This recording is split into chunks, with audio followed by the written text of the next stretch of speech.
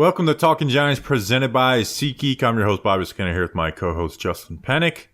We got our wide receiver position review for the Giants. We're going to go from top to bottom, from Darius Slayton to Sterling Shepard. The Giants also hired a couple of coaches. Justin, how you doing? To imply that Sterling Shepard's on the bottom and not a guy like Parris Campbell, which, I guess Sterling Shepard may have had less catches, so maybe you're right. I'm good, Bobby Skinner. Tired, man. JM football and the NFL playoffs are kind of crushing me, but we're having a good time with it. I hurt my pinky at the warehouse today, and my right pinky finger very much hurts. We were playing slap ball. I'm good. How are you? I was going to say that, if people aren't, don't follow our company, John Boy Media, and they're like, oh, Justin works at a warehouse. I do. When you said you hurt your pinker, and then you said you played slap ball, and then people were like, okay, never mind. He's goofing. I'm goofing. He's new boot goofing. He's new boot goofing. Justin, before we get into all this episode is brought to you by some special people. Draft Olu at 6 is one of the people's names. Sure. I have a surprise for him.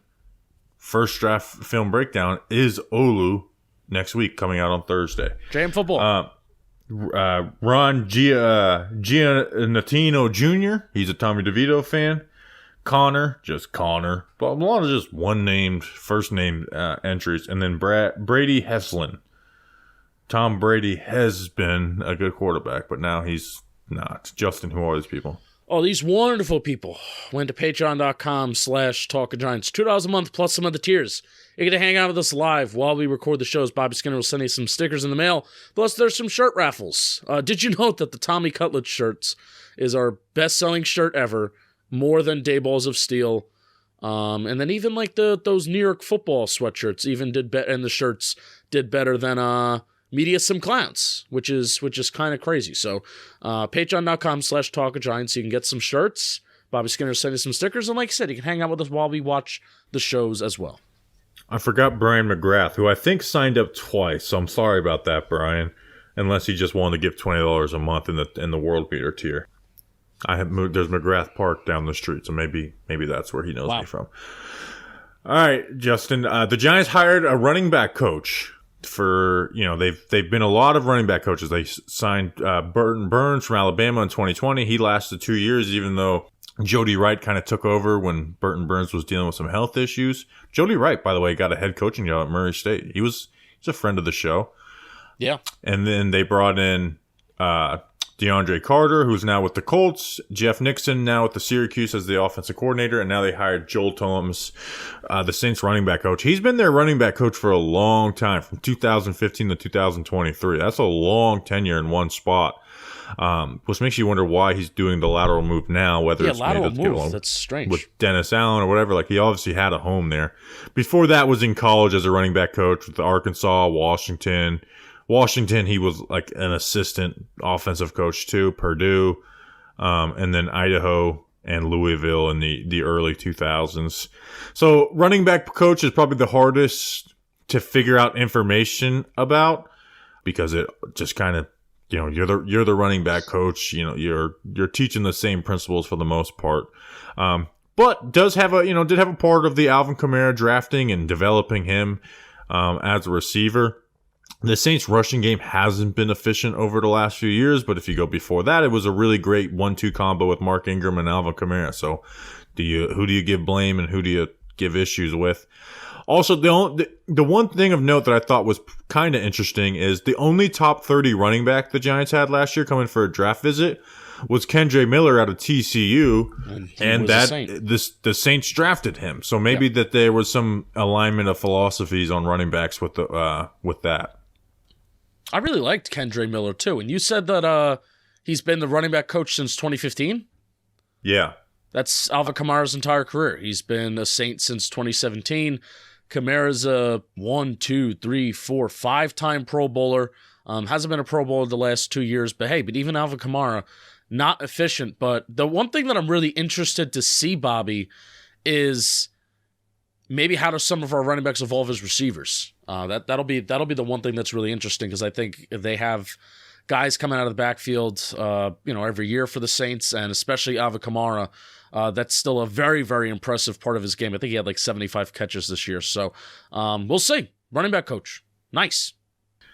Yeah, and I like Kendre Miller too. I had him as a third rounder. I pulled up some of my notes on him, and liked what he did. He got hurt this year for the Slayton, so he didn't really do much for them this year. I'm actually looking through I should have done this before, looking to see if they had a top 30 visit with Eric Gray.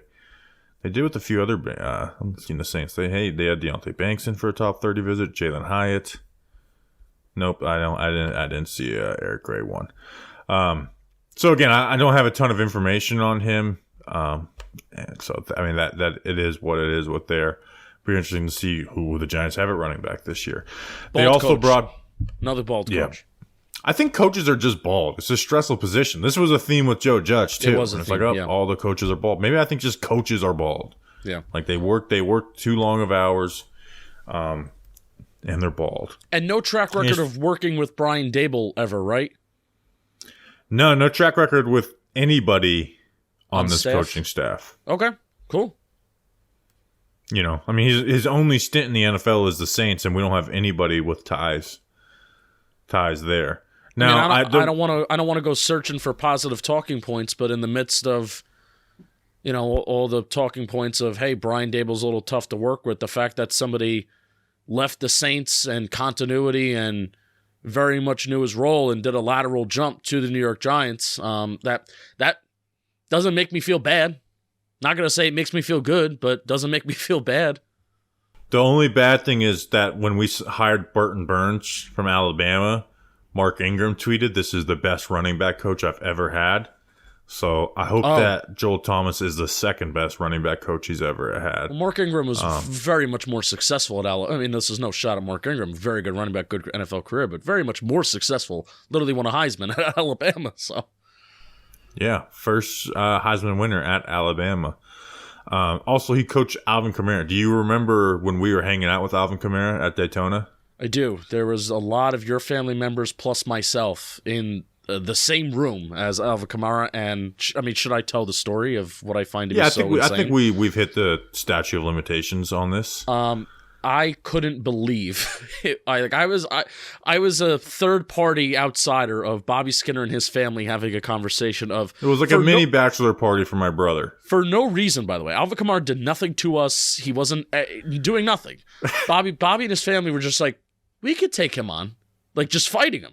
I guess it was because, you know, his stint in Vegas. Well, my brother is like, go pull up his you know, the fighting video of him and ask if that's him. Shot. No, it wasn't his mugshot. It was like the actual video of him fighting. I can't remember what it was. Was this you? Is this you? You know, because they probably guess like, are you Alvin Kamara? Just pull up the fighting video. And all three of you just kept saying it. Like, yeah, we could take him. And I'm like, yeah, I'm sure three of you can. Yeah, easily. The Skinner family. I'm sure three of you can take them. I'm sure even two of you can. The alcohol was flowing. It was a mini bachelor party for my brother. Friday night Daytona Daytona of the truck race. Friday night in the suite where Mike Helton, the president of NASCAR, was also hanging out. He was following us around. He was. Are we doing that again? By the way, I keep on asking Jeremy, and I get no information back. I know. I don't know. TBD. I'm getting weary on our chances the closer that we get. They should just send me and you. That should be the pitch. Is like these two guys are actually going to care about it and going to go all out. They should just be less you money. Two, not people who just are sarcastic about the whole event. They also hired Aaron Wellman as the executive director of player performance, which is essentially the head strength and conditioning coach after Craig Fitzgerald left for the Gators. Been with Indiana as their senior assistant athletic director for football performance, long title for the last 4 years. Guess where he was the 4 years before that? The New York Giants, very well respected within the building. And then Judge brought his own guy in, and Craig Fitzgerald. Pratik Patel, who's a friend of the show, he was the assistant strength and conditioning coach during that time. You know, he quit because he didn't see the eye to eye with Joe Judge on some things. He did show that the amount of games lost in the Giants ranking in that was their best stretch since 2009 was one under Aaron Wellman, right? They are 7th, 25th, 8th, and 17th in those years. Every other year has been damn near the bottom and nowhere near the top like those 7th and 8th place years. So, again, can't really evaluate a strength and conditioning coach, but he doesn't have any negative track record. No. I mean, and those 4 years that you listed where we were like positive in injuries, that was with him. Yeah, we were good with him. I love this hire. Maybe we could get Pratik Patel on the show, but then it'd be like kind of boring to hear about like strength and conditioning stuff. It's a long off season. I mean, I think people might be. I mean, yeah, we won't get the masses interested in it, but I want to know as a fan, like what is going on here? What do you what is it? What does an expert think is happening here? So, is it MetLife? Maybe. Is it the turf? Blah blah blah. Maybe Patel can go back to work with the Giants. Joe Judge is gone now, my man. All right, Justin, we're gonna get into our wide receiver review. And we'll wait to read an ad because we've kind of been giving some boring information for the first 10 minutes. Outside of the Daytona Alvin Kamara stuff, I feel like that was a little bit interesting. Oh, yeah. So our wide receiver position review, Justin. The Giants were the 31st passing offense, so none of these numbers are going to be outstanding. Basically, a different guy led them in every single category. Waller led them in yards per game by 0.7 yards, so none of them led in yards per game. Obviously, Slayton led them in yards. They're still chasing that true number one, wide receiver one, since they traded Odell. They built this group prepared for injury and for Wan'Dale to come back slow, but the exact opposite of that ended up happening. And guys like Shepard didn't play, and Parris Campbell got healthy scratch. So it wasn't a good group, right? Like, you don't look at this like this is a good receiving group. But I look at this receiving group, and I don't look at them at holding them back from anything.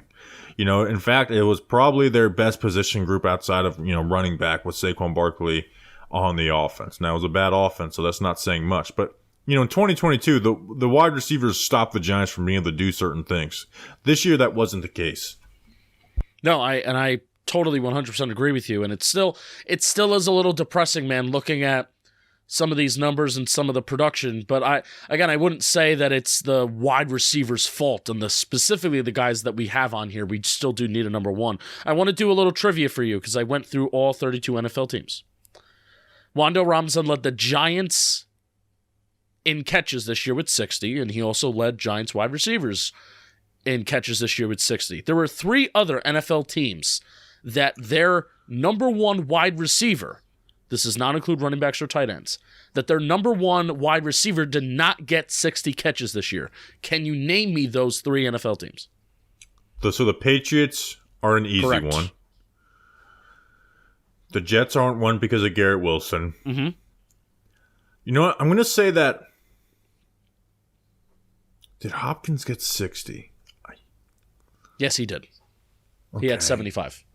Okay. So which is kind of surprising. Very much got. I mean, he was still good, right? It wasn't like a Julio Jones situation down there. So the Patriots are an easy one. Mm-hmm. Some of the other, like the Bears, There's one that's not surprising. There's one that's not surprising. You're going to hear it. You're going to go, oh, but there is one that's kind of surprising. It's kind of cheating, though. I don't want to keep this going for so long. People are thinking at home. Yeah, I hate this is really bad radio right now, but I want to take a guess. But every team I think of is just not a think guess. of divisions in the West in both conferences. Oh, okay. So the Chargers, how about that? Nope, Keenan Allen did it. I thought maybe Keenan Allen missed some games. Chargers.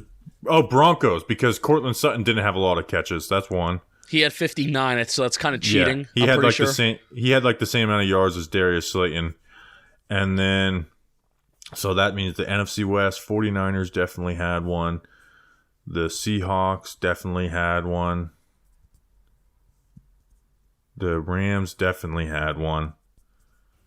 And then the other NFC, so the Cardinals. The Cardinals, yes. Hollywood Brown did not eclipse 60 catches. So yeah, it's those teams, Cardinals, Patriots, Broncos, and then the New York Football Giants with their number one wide receivers had 60 catches or less. And that is depressing. Yeah.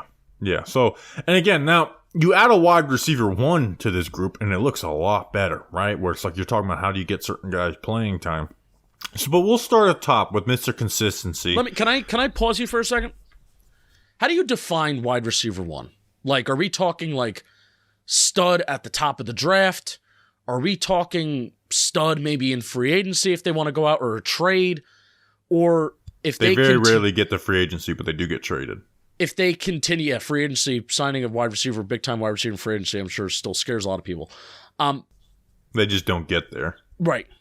Or are you even defining that as, hey, this guy with a lot of high plus traits in the second or the third round that we take in the draft? Because I think that's kind of important to define what the Giants are looking for in this wide receiver room. Because obviously a wide receiver. Well, you can get them there, right? But you're not going like.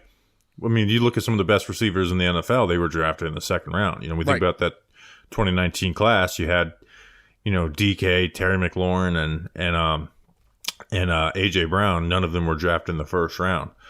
And there's just other, great wide receivers who aren't there. But to me, it's like someone who is going to get 1,000 yards essentially every single season. Perfect. Right? Who's going to command double teams, who can just go on the sideline and win. Right? Can run the whole route tree and just go win on the sideline. That's my definition of a wide receiver one. Sure. Like DJ, like people have not given DJ Moore their flowers going into this year. And I've been preaching, guys, a wide receiver one, guys, a wide receiver one. I think Terry McLaurin might be underrated around the league, but we've known basically since the first 5 games of his rookie year, he was great. I remember we played the Washington week 4 that year, and he missed that game, and it was already apparent. Like, he's their best wide receiver. He's really good. And then him not playing is a big loss for them. So that's what I would say. So do I think you have to get it with pick 6? No. But like if Xavier Worthy, I think he's someone who, no pun intended, is worthy of being, we're looking at him with that projection. Sure. Love it. Let's start with Darius Slayton, who has been the Giants' de facto wide receiver one for some time now. 6'1", 198 pounds, 27 years old, signed a 2-year, $12 million contract, has an $8 million cap hit this year with only $1.75 million in dead cap, but we should not be talking about that because Slayton should be back. Had his best season on film and statistically leading the Giants in receiving for the 4th time in 5 years. 50 catches, 770 yards, 4 touchdowns, 15 yards per catch on a 63% catch rate. That being said, all of those flowers, he was still 48th in the NFL for receiving. So we do have a ways to go to get that wide receiver one. Quarterback play does hurt that some, but it's not everything, right? He's not a wide receiver one. But, man, I am thankful that Darius Slayton's been a New York Giant for 5 years. Yeah, I know you want to talk about yards after the catch, too. That was a category that he really stood out this year. And since Brian Dable has came onto the scene and since war criminal Jason Garrett has left, Darius Slayton's speed has been able to be more on display, which is awesome. And I think 2022 was a good offense for the Giants. So obviously when you have a good offense, there are good things that are happening. This year was a really bad offense. And the fact that Slayton was able to be so consistent with Yak, and then also in 3 levels of the field as well. In short, obviously he had most of his catches. He had 80% of his catches, he had 29 catches, in short, 0 to 9 yards, 9 catches, 10 to 19, and then deep 20 plus 7 receptions. I would say for a lot of these wide receivers with Slayton and Hyatt, common theme of the Giants need to do a much better job of attacking the medium part of the field, the intermediate level part of the field, 10 to 19 yards. That's my main observation of kind of like looking at all these stats for these Giants receivers. There are 20 plus yard targets. There are 20-plus yard catches, but attacking that intermediate part of the field is something that does need to improve. But yeah, Slayton, we've talked a lot about him. Mr. Consistency really brought down the drops as well this year, and that's been his main bugaboo throughout his entire NFL career. Yeah, the drop rate was 3.8% this year compared to 9.9 and 10.3% the 2 years before, which is brutal, like worse than the NFL. 6.3% the year before, and his rookie year was his best year. Now, here's the thing with that. I am not saying, all is healed. Darius Slayton does not have a drop issue, right? Drops can fluctuate from year to year, and Slayton's shown more consistency as having a drop problem than not. So I need to see him do that 2 years in a row before I don't have those types of worries. And his drops have been big time drops too, right? There's drops and then there's drops that change games, and he's had multiple that have changed games. His drops have led to lost games by the New York Giants, specifically against Washington a couple times. So you got to see more consistency out of that. But what we did see more consistency is his craft, right? Yeah. Like I really think he refined his craft a good amount this year. Like, was so much better at the top of routes, using route cell, getting into guys, knowing when to, how to decelerate and tempo his routes. He was better at the release, like more efficient, and used more variety in what he was doing to gain more separation. And, the speed takes over, right? Was able to have those big plays, especially when Tyrod Taylor came into the picture. There was times where he was open and was missed by Daniel Jones earlier in the season.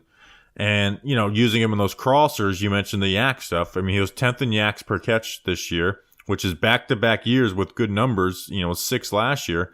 And with Jason Garrett, he was 87th and 83rd for around 90-something guys. So, shows what, hey, when good scheme can get speed to be able to produce. And Darius Slayton's been able to do that on a good amount of volume.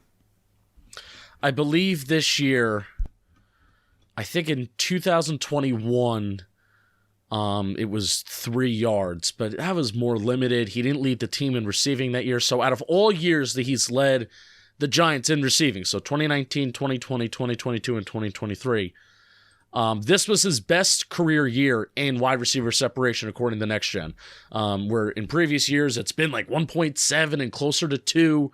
Last year it was 2.5. This year he bumped it all the way up to 2.9. It's just wide receiver separation obviously is very flawed. Doesn't totally mean like, the wide receivers that have the most separation, that they're the best wide receivers, and the ones that have low separation doesn't mean that they're the worst wide receivers. But I think now that we have a full sample size of Darius Slayton's career, and the fact that he drastically improved in that category, even from 2022 to 2023, does go to show that in his craftiness and his route running, that he did get better in that. And even him getting open, even when the ball's not going his way. Now, the separation set only goes to when the ball is going your way. But as we know, inconsistent quarterback play for the Giants this year. I would like to think that Slayton was open at times, even when the ball did not go his way.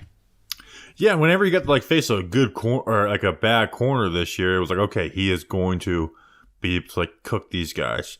And then when he's facing good corners, he wasn't shut down and out of games. Now, there was games with bad statistical performances, I think, that had more to do with quarterback play than anything else. But again, that speed kills, right? And Slayton has always had that speed, but he's not we'll talk about with Hyatt, it's not just speed, right? You got to be able to play football. Yeah. And Slayton's shown that from day one.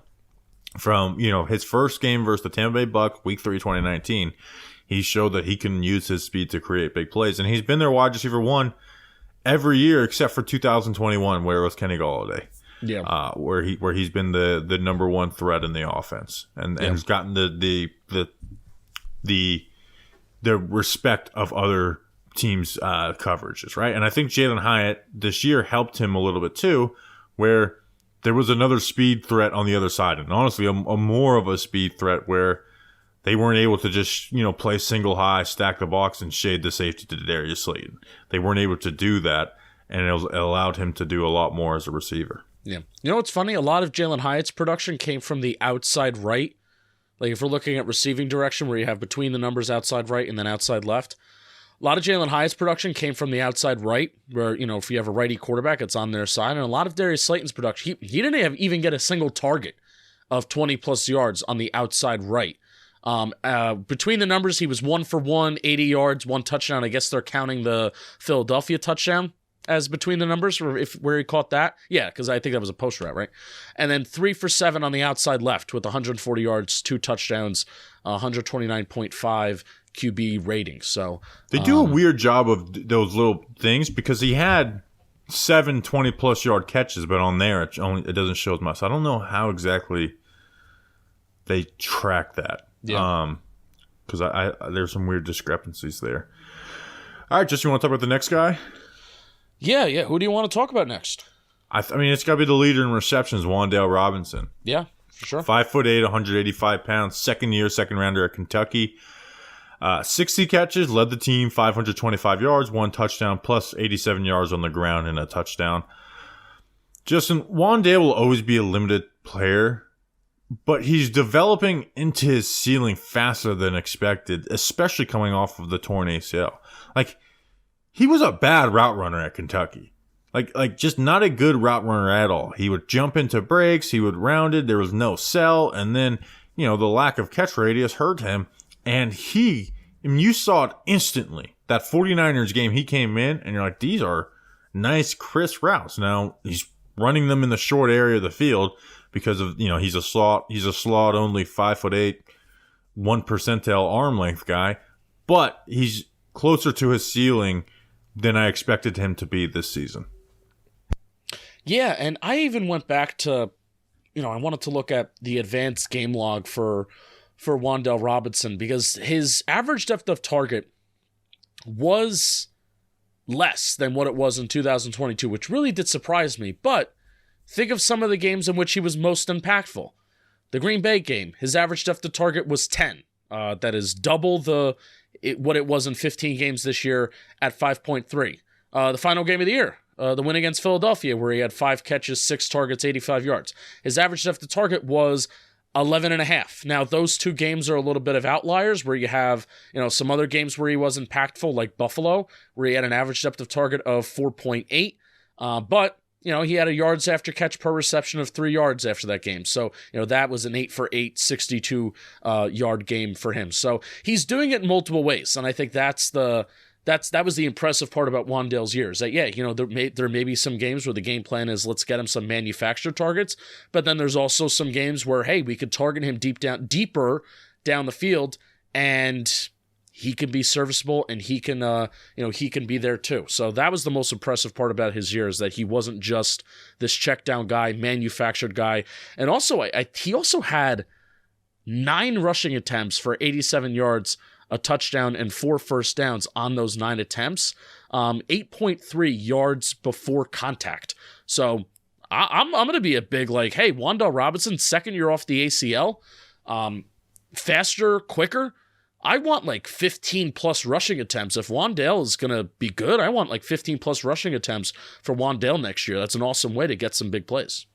I said it's going to be interesting because you talk about the average depth of target, right? And he was 94th out of 95 guys in average depth of target. Now, he was 4th in the NFL in catch rate, which is really good, and I think it's really good considering the fact that he has short arms like that. But let me bring something up.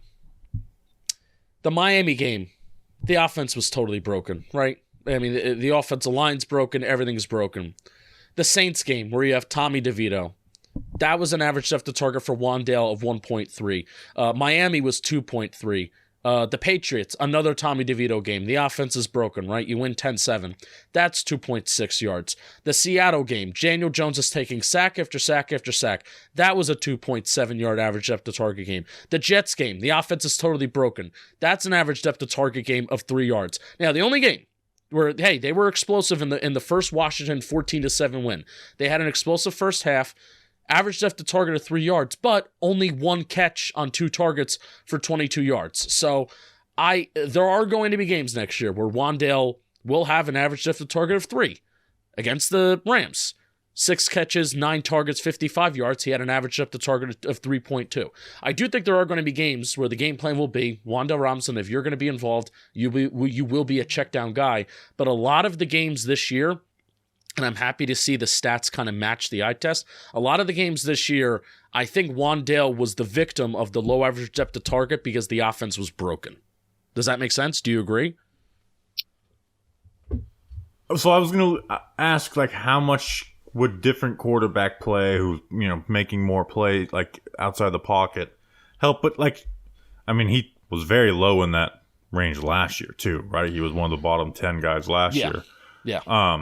He's 5'8", and he's not Trey Palmer speed or anything like that, right? Where he's fast, but he's not for 5'8" guys who have made them in the league, he's not one of the fastest guys. He's more shifty than speed. Now he's got more athleticism than other guys, that play that slot only short guy role.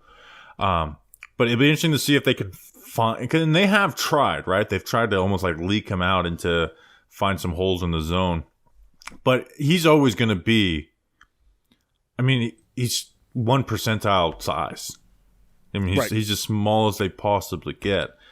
I guess my ask is, it's hard to take him down the field too much. He's got it's hard for him to make those catches, right? And he's made a couple, but even on some of the quick game stuff, you throw a speed out on 3rd and 3, versus good coverage, it's hard to plan on throwing that ball to Wan'Dale, because if it's a little bit outside, it can be overthrown, but if it's a little bit inside, then it gets intercepted, right?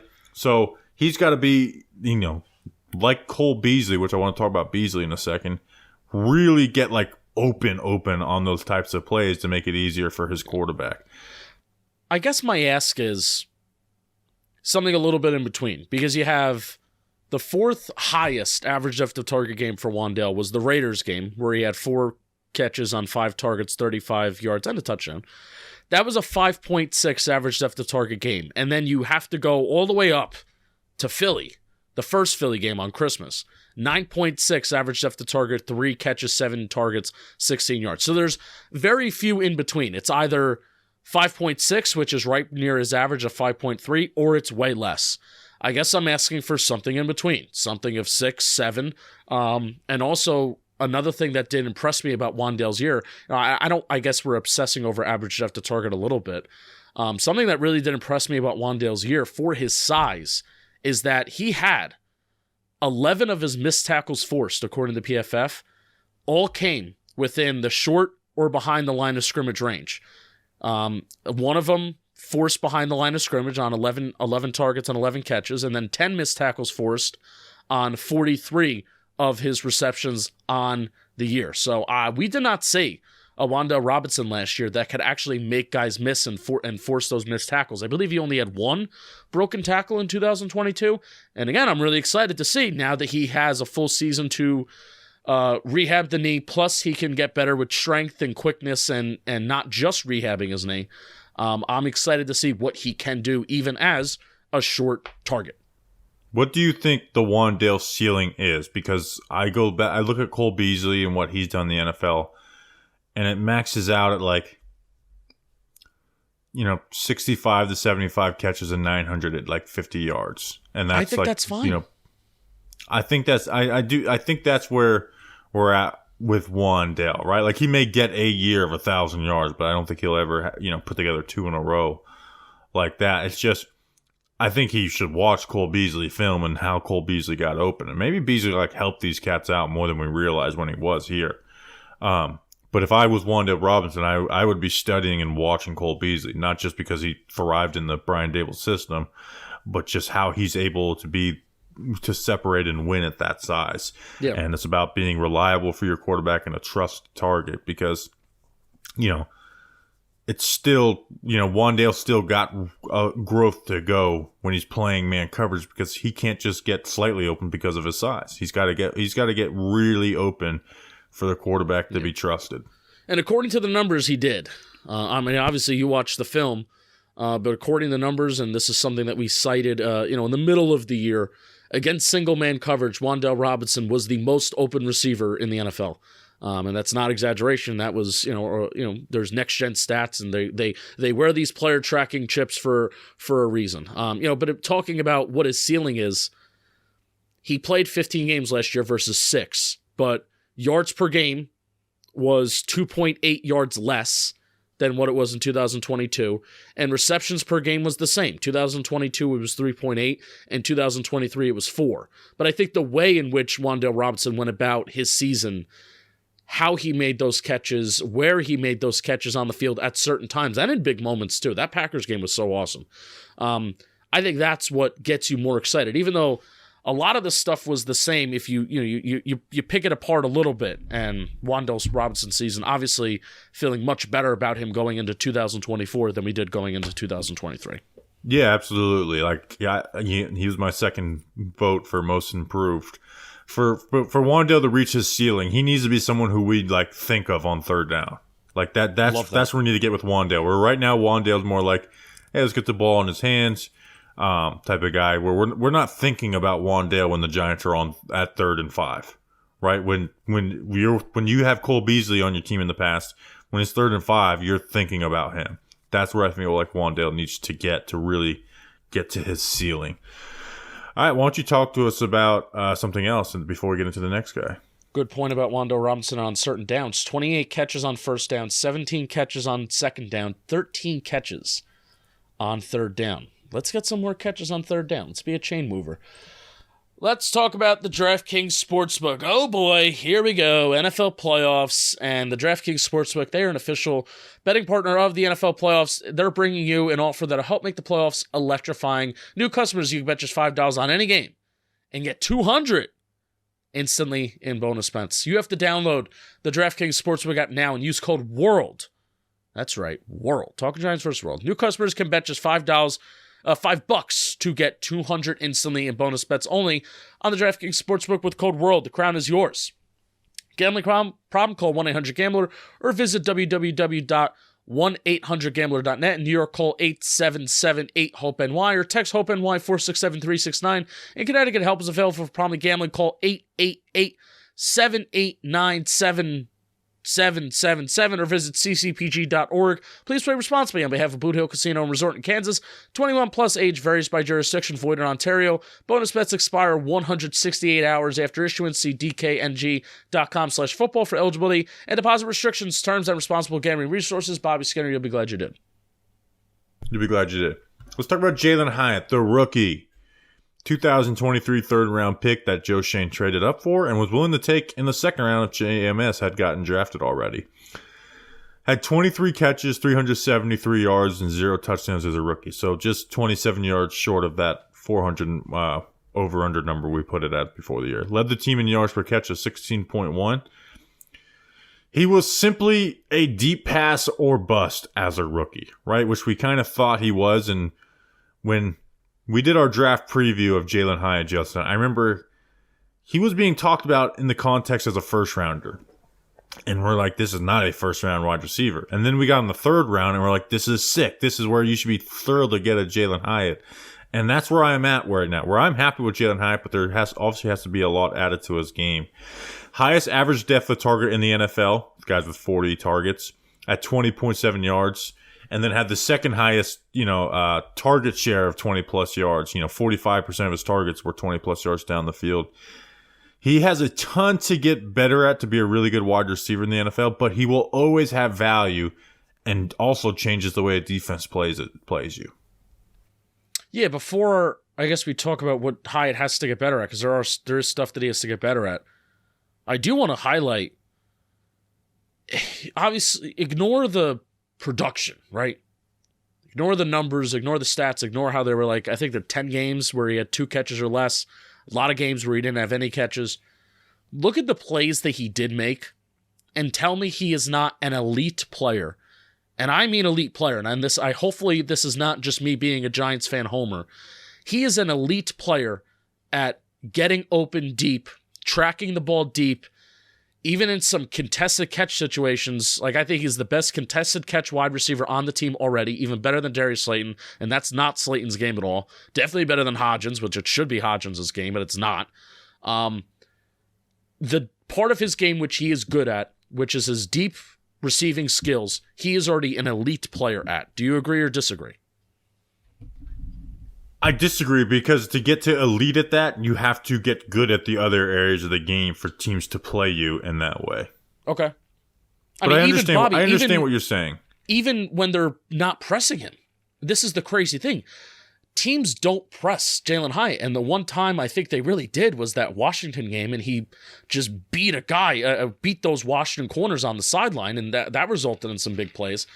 But even when they're not pressing him, and it's all right, I understand I need to be in a track meet here, he would still beat guys down the field, which is crazy. I agree, but he was second on his own team in catches of 20-plus yards on a team that had very few in the grand scheme of things in the NFL. Right. So he's got to get better in the other areas of the game to be able to get more opportunities to do that. I'm not saying he needs to become an elite wide receiver to get that, but I can understand where I think the listeners do understand. He gets open deep, and he's one of our worries with him wasn't necessarily something that showed up on film, Justin, but it's something that did show up on film. It's he just fucking runs past people and he's wide open, and we're like, is that going to happen in the NFL? Right? Yeah, we can highlight all the things that we'll talk about of his route running and releases and stuff like that, stuff that we knew needed to get better in the NFL. But are we is this guy just simply going to be able to just run past guys? And he surely is, despite the fact that he had a bad 40 time compared to, I think he ran a 4.40 at the combine. But like he's clearly faster than Darius Slayton, and it showed up right when we saw him at training camp. But he does have to get a lot better to be a guy who even plays consistently and is a starter in the NFL. Like he's a starter on the Giants right now, but if the Giants drafted somebody, if they drafted Malik Neighbors 6 overall, he's on the bench to start the season. Yeah. And you can hope he can grow into that player throughout the year, and then you can move off of Slayton the year after if he does grow into that player. But depth chart number 1 after the draft is Jalin Hyatt on the bench. Yeah, I'm not fully concerned about that, though, because you know how you rotate wide receivers in and out. I mean, Darius Slayton really saw an agree, uptick. but I have higher hopes for Hyatt than that. Oh, for sure. Slayton really saw an uptick in his slot usage this year, too, where I think it was like 30%. So that's that. What a combination that is. A wide receiver 1 on the Giants, Darius Slayton in the slot, and Jalin Hyatt on the outside. You talk about speed. That's really fun. But I understand what you're saying. Yes. That's more of a product of Brian Daboll's offense and moving guys like pre-snap. Like he's not like playing slot. He's lining up in the slot for a play. Like he was deeper bust. Now they tried to get him involved in some other stuff as a yak threat with the shallow cross. Like he had the first down versus the Patriots, but he even messed up some stuff like that in the Rams game where he played it too shallow. Right. His releases are tough. Like he just can't deal with press at all and gets bullied with that, right? Where he just gets way off of his track.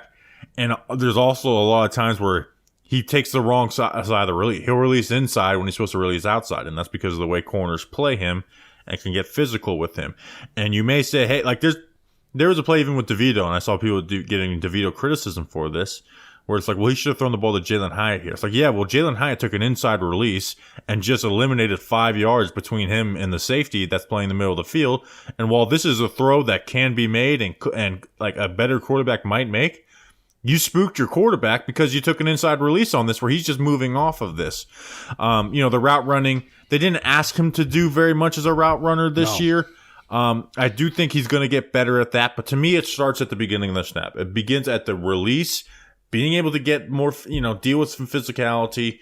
And I think that's what's going to grow. Because I think he can grow as a route runner. I don't think there's huge steps that need to be made for him to become a solid route runner in the NFL. But if you can't get the first second of a play right consistently, it's hard to trust you. It's just hard to make you part of progressions, and you're going to be an alert most of the time where it's like, hey, if we get a look we'll predetermine we're probably going to you deep. I think this is a fair question to you since you take pride in watch film, you love schematic stuff. You're Brian Daboll, you're Mike Kafka. What routes are you asking Jalin Hyatt to get better at next year that fits this Giants offense? Slants, right? Which again is about the release. We know he has, once he gets into the break, he can get open, but can he win that leverage battle? The dig routes I think are huge because, he's going to be respected deep, and getting those.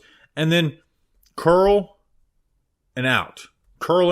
Right? Now the hitch routes he can do well because he gets that type of respect, right? So but get better at those specifically, and then the speed outs, right? Just get better at those, which I think he can do well versus off coverage. He is, and this is before Daniel Jones. This is when we were about as high as we've ever been on Daniel Jones, which was training camp, Justin. So it's not a Daniel Jones like after the season remark. He is the first player where I felt like Daniel Jones's arm talent could hold him back, right? Okay, there's throws that Jalin Hyatt can catch that Daniel Jones can't make. Obviously there's, plays here or there for other guys, but on a consistent basis, he needs a quarterback who just trusts leverage, right? And I think that showed up earlier in the year with DJ. It's just like, hey man, if this is any other receiver on your team, you may not throw this, but with him, you got to throw it. You got to trust that As soon as he gets that cornerback's hips open, you've got it. Pull the trigger on it. Have anticipation with that. He's that type of player. And that goes to your point where you're saying hey, I think he's elite at getting open deep. Yeah. And I agree with you in the point that you were trying to make. But he's just got to get better in the nuances of the game, or he's going to live as a fringe 300 to 600 yard guy for the rest of his career, depending on his depth, on his spot on the depth chart. If he's a starter, second, third guy, he'll be at the 600 mark, and maybe 800 1 year. Yeah. If he's a rotate for the third guy, he's going to be a 300 to 400 yard guy who adds value. He's always going to add value to a team. He is, to me, unless he has injury issues, someone who is guaranteed to live out his 4 years on the Giants of his rookie contract. But there's a lot. He can be so much better than what he is right now, and this offseason is going to be critical for him. Yeah. Critical, because if they do go and draft a wide receiver one, like, he's going to have to basically become better to Darius Slayton, which he's totally capable of, but being capable of something doesn't crown you as it. Right. And another elite trait that I think he has right now, I guess I should stop saying the word elite. Another thing that he showed a great ability to do this year, and this is something that it is non-negotiable. Next Giants quarterback needs to do this. Number one, yeah, we're going to talk about have a big arm. Number two, they need to be able to manipulate the pocket and extend plays, whether that's in the pocket or preferably getting out of the pocket and throwing on the run. And I think Jalin Hyatt's ability to toe tap on the sideline and improvise with the quarterback and flow and run with the play, and whether it's continuing to run deep, and if a quarterback's got it, Hyatt's got the speed to get there. I think we saw a lot of good concentration plays on the sideline this year, toe tapping Jalin Hyatt efforts, where if we have a quarterback that skill set, and this is what you see. A lot of the quarterbacks that are playing this weekend, Bobby, this is what you see. Jackson, Mahomes, Allen, this is what you see them do. They improvise, they roll to their right, roll to their left, find a guy down the field. I think Hyatt can be that guy for the Giants, and I think he was good at it already this year, except just didn't get a lot of opportunities. I think Tyrod did it a decent amount. Maybe there was a DeVito throw in there where DeVito was doing it, but I'm excited for if the Giants get a quarterback in there that does that consistently. Hyatt's going to be the guy on the receiving end for that. And you can throw like some back shoulder stuff too, which I think Tyrod hit him once on the Rams game, where it's like, hey, his speed is so respected that even if a guy's step for step with him or has a half a yard in front of him, like they are going to be overextending to where you can throw that type of stuff. So, to me, he is like a big, X factor for next year. Like, how much does Jalin Hyatt grow this offseason? All right, Isaiah Hodgins. We got to go through these last few quick. He'll be an exclusive rights free agent this year, so he probably will be back. 21 catches, 230 yards, 3 touchdowns on a 51% snap share, but lost his starting job to Jalin Hyatt. Justin, he's all the same exact things that he was the year before, but expectations got put way too high for him. There was overreaction to who he was. He's still a good route runner. He's good at the releases. He's physical. He's good at the stem. He can separate versus man and the quick game. But he just doesn't have the speed to be a consistent separator outside the quick game, and that makes you a predictable player. And although being 6'4", he hasn't proved to be a deep contested catch at all. We saw him try it a couple times in camp. He couldn't do it. He had 0 deep targets this year, Justin, and the ones he had the year before were off of double moves. So he's still a red zone threat, right? Had 3 touchdowns, could have had a couple more if guys put the ball on him, like Tyrod Taylor missed him a couple times. So he still adds value to a team, but he's just not a starting level player on a good receiving group. He was a godsend for 2022, but we talked about this throughout camp and before camp, Justin, that Isaiah Hodgins may be the odd man out once Jalin Hyatt gets rolling. Yeah. Now, I will say, very limited sample size, 21 catches, 33 targets, 230 yards, I'm sure, like you already just said. Receiving success rate. The success, and this is Pro Football Reference, the successful reception gains at least 40% of the yards required on first down, 60% of the yards required on second down, 100% required on third or fourth down. The guy that led the Giants in success rate this year is Isaiah Hodgins. No, that doesn't mean Isaiah Hodgins.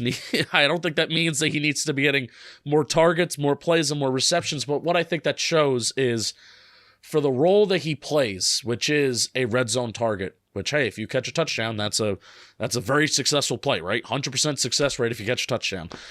For a guy on first down, if you're a good route runner, you get 6 yards, 7 yards on a first down like Hodgins did in 2022, that's a successful play. And I think for that kind of role, I think that is where Isaiah Hodgins lives, is just being effective in getting whatever yards are kind of required to make the play a successful play, but adding more than that, that's where it gets a little blurry for Isaiah Hodgins.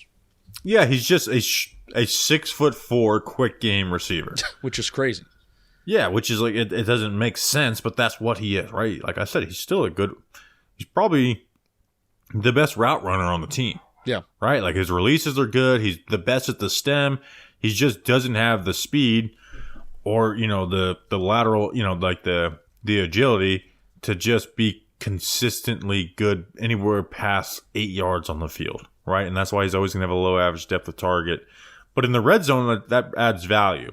Now, he may even be more of an odd man out this next year, but I think he should at least be on the roster, depending on unless they nuke, they really drop some bombs on this wide receiver room. But hey, I mean, he was leading the team in receiving touchdowns for a lot of the season and had 3, which is not a lot when you talk about NFL, but for the Giants, that was that was the third most after Saquon and Slayton had 4. All right. Parris Campbell, 6'1", 205 pounds, former second rounder out of Ohio State. His contract ended up at 1 year, $4.2 million. Could have been up to $6.7 million. Ended up turning into a healthy scratch. 20 catches for 104 yards. Only 2 first downs. It was a joke throughout the beginning of the season. Like, he couldn't catch a first. He didn't have any first downs. Played in only 4 games, over 30% of the snap share. And those were the first 4 games of the season. I still think Parris Campbell has value in the NFL. But it was just a bad fit, right? Once Wan'Dale came back quickly, I think injuries have caught up to him where his elusiveness, because like he was a yak king before then, has lost him a little bit. But if he was playing on the Chiefs, I feel like he might be their second best wide receiver. Now that's a bad receiving group, but like he could still benefit from a team that faces a lot of two shell zone coverages, and a team that uses him outside and inside, right? Like he can really show off his speed and stuff on the outside and work leverage.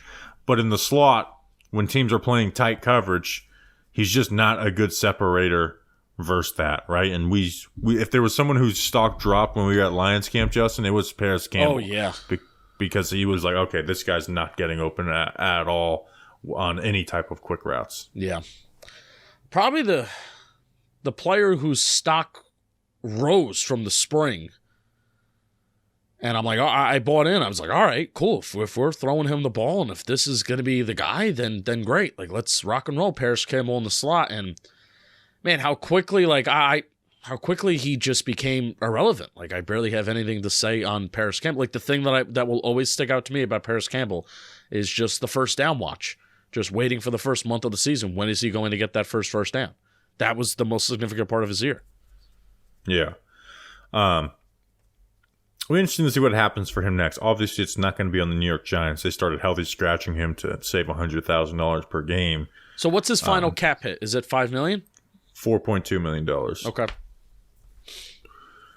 Could have been up to 6.7. So we'll see. I think he's got to be on a team that uses him inside and out, right? If you just put him as a slot only guy, he's not going to have success unless, again, you're Josh Allen or Patrick Mahomes, where you're facing a lot of zone coverages. But even then, I feel like the Bills are better off with Khalil Shakir than they are a Parris Campbell. And I'm saying the Chiefs have a horrible wide receiver room, so that's not really much of a compliment, I guess. All right, last guy, Sterling Shepard, 5th on the NFL, on the Giants in receptions list all time. Did catch a touchdown this year. Who are we going to lead PPPs off? Our player profile and projections. We lead off with Sterling Shepard every single year. He's gone. And we always said it was because he's the longest tenured player. But Saquon is now the longest tenured player. And he's the second to last one until the Giants can get a star wide receiver or something. Saquon may not even be back. Daniel Jones is not going to be it because the quarterback is the last one. Mm-hmm. I have an idea. I think it could be Darius Slayton. I think we could pass it along to Slayton because him and that Dex and Slayton are that 2019 class. Or we do it with Dexter Lawrence. I have an idea for PPPs next year, and I need you to we're going to discuss this on air right now. And I was talking, I think it was with Jeff.